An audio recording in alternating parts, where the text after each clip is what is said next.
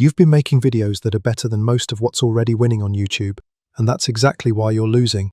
I need you to sit with that for a second because it's going to feel wrong. You've spent real time learning editing. You've studied color grading, audio mixing, pacing. You write scripts that are tighter than 90% of what shows up in your feed. You watch your own stuff back and think, honestly, this is good. And you're right, it is good. It doesn't matter. The videos that spread and the videos that deserve to spread are two completely different populations, and the overlap between them is way smaller than you want it to be. I know a guy, Marcus, who spent 11 months building a channel about urban design, beautiful work, custom animations, original research, tight 8-minute scripts with actual narrative structure. He averaged 200 views a video. 200. 11 months, 44 videos. And right around month 9, some kid with a ring light and a whiteboard started covering the exact same topics, sloppier, louder, less nuanced, and was pulling 60,000 views a video within 3 weeks. Marcus almost quit, and when he told me about it, I could hear the sentence he wouldn't say out loud. He thought the algorithm was broken. He thought the audience was stupid. He thought quality should be enough. It isn't. And the reason isn't what the YouTube advice ecosystem keeps telling you. Everyone focuses on thumbnails and titles. And yeah, those matter. Obviously they matter. But they matter in the way that having wheels on your car matters. It's a prerequisite, not a differentiator. If your thumbnail is bad, nothing else gets a chance. Fine. But fixing your thumbnail is not why your videos don't spread. Fixing your thumbnail is why your videos get clicked. Spreading is a different mechanism entirely, and almost nobody talks about it clearly, because almost nobody actually understands it. So let me be specific. A video spreads when it gets shared, rewatched, or talked about outside the platform. That's it. Impressions don't make a video spread. Click-through rate doesn't make a video spread. Even watch time, the metric everyone genuflects toward, doesn't make a video spread. Those metrics make a video perform. Performance and spread are cousins, not twins. A video that performs well gets served to more people inside YouTube's existing recommendation loops. A video that spreads jumps the tracks. It shows up in group chats. It gets texted to a friend with the message, "You need to watch this." It gets linked in a Reddit thread, or quoted in a newsletter, or referenced in someone else's video. It escapes the closed system. And here's where your quality obsession is actually working against you. You've been optimizing for the viewer who's already watching. Better retention curves, smoother pacing, fewer drop-off points.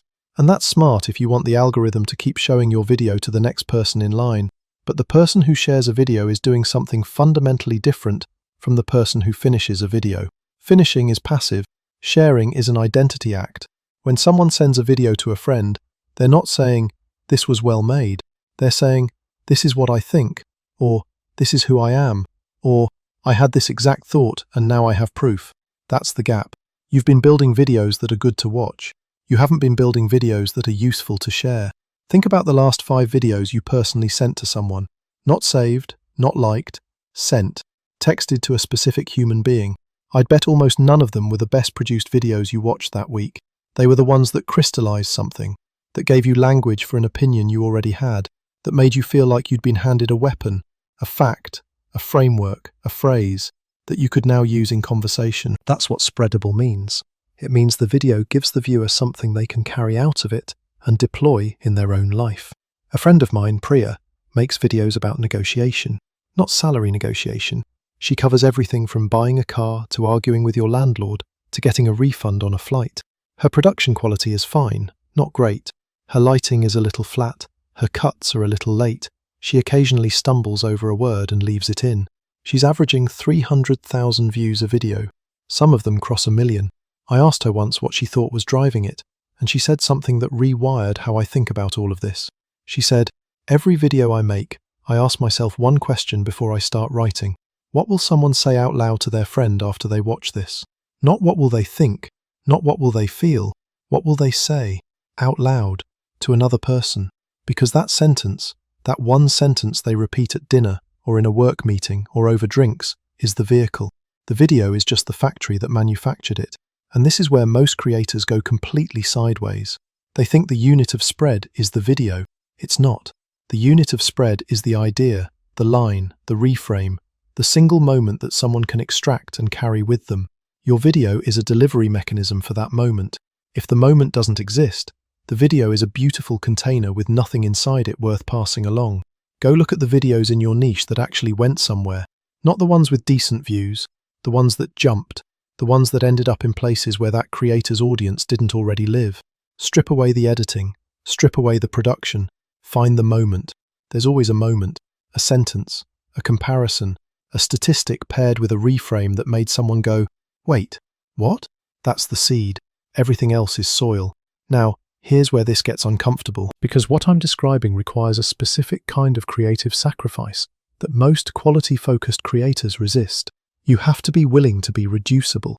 I know, that sounds like I'm telling you to dumb things down. I'm not. Reducible doesn't mean simple. It means your video contains a clear, extractable, portable insight that someone can explain to another person in 15 seconds without losing the essence of it. If your video can only be appreciated by watching the whole thing, it might be wonderful, it might be art, but it will not spread, because spread requires transmission, and transmission requires compression, and compression requires that the core idea survives being stripped of its context. The best creators I know design for this. They don't start with a topic, they start with the sentence, the one sentence someone would text. Then they build the video around making that sentence land with maximum force. This, by the way, is why Marcus was losing to the kid with the whiteboard. The kid wasn't better at making videos, he was better at making moments. Every video had a clear, extractable, slightly provocative claim that you could repeat to someone else without needing to link the video. Marcus's videos were ecosystems, rich, layered, interconnected, beautiful to experience, almost impossible to summarize. So nobody summarized them, so nobody spread them. Let me give you the operational version of this, because I know the abstract framing only gets you so far. Before you write your next script, write down the answer to this question. If someone watched this video and then described it to a coworker in one sentence, what would that sentence be? If you can't write that sentence, you don't have a spreadable video yet. You might have a good video, you might have an interesting video, but you don't have a video that moves. Once you have that sentence, stress test it. Does it contain a surprise? Does it contradict something the listener already believes? Does it give them something they can use, a framework, a number, a comparison, in their own conversations? Is it specific enough to feel true and general enough to feel relevant to people beyond your niche? If the answer to most of those is no, rewrite the sentence. Rewrite it until it passes, then build the video. The second operational piece is about placement. That core moment, the spreadable seed, most creators bury it. They build toward it like it's a climax. 12 minutes of context, then the reveal. That's a movie structure. It doesn't work here because the person who would have shared it already left at minute 4. Put the seed early, first 90 seconds. Let the viewer hold it, turn it over, start forming their opinion about it. Then spend the rest of the video proving it, pressure testing it, deepening it, adding the nuance and the exceptions and the context. This way, the viewer who leaves at minute 4 still has the seed. They might still share it. And the viewer who stays gets the full picture, which makes the seed even more potent when they do share it. This is backward from how most people structure content, and that's precisely why most people's content doesn't spread. They're building narratives. They should be building delivery systems. One more thing, and this is the one nobody wants to hear. Your videos might not spread because you're not making them for anyone specific enough. When you try to make a video for everyone interested in photography, or anyone who wants to grow on YouTube, or people who care about productivity, you end up making something that's relevant to all of them and urgent to none of them. Urgency is what drives sharing, not relevance. I share a video when I feel like someone I know needs to see it right now, not when I think they'd find it generally interesting. The creators whose videos spread like wildfire almost always have a weirdly specific audience in mind. Not a demographic, a psychographic, a person at a specific moment with a specific frustration making a specific mistake. When you nail that, the person watching feels like you're talking directly to them. And when someone feels directly addressed, they don't just watch. They evangelize. They become a distribution channel. They send it to 3 friends who are in the same spot, because finally someone said the thing. Broad content gets broad, shallow engagement. Narrow content gets narrow, deep engagement. And deep engagement is what creates spread, every time. This is counterintuitive because you'd think wider appeal means more sharing. It doesn't. It means more passive consumption. The narrower the felt relevance, the more aggressively the viewer who feels it will push it outward. So here's where this all lands. Your videos don't spread because you've been building beautiful houses that nobody can pick up and carry. The craftsmanship is real, the effort is real, but the portability isn't there. You haven't engineered the extractable moment. His most recent video did 400,000 views in a week. Same niche, same quality, same guy, different architecture. The video you're working on right now, the one that's almost done, the one you've been polishing for days, go back to it tonight and ask the only question that actually predicts whether it spreads or dies. What's the sentence? If you don't have one, you don't have what you think you have. And if you do, if it's sharp and portable and makes someone a little dangerous at their next dinner party, then you're holding the thing that most creators spend years never realizing they're missing. Build around that. Everything else is decoration.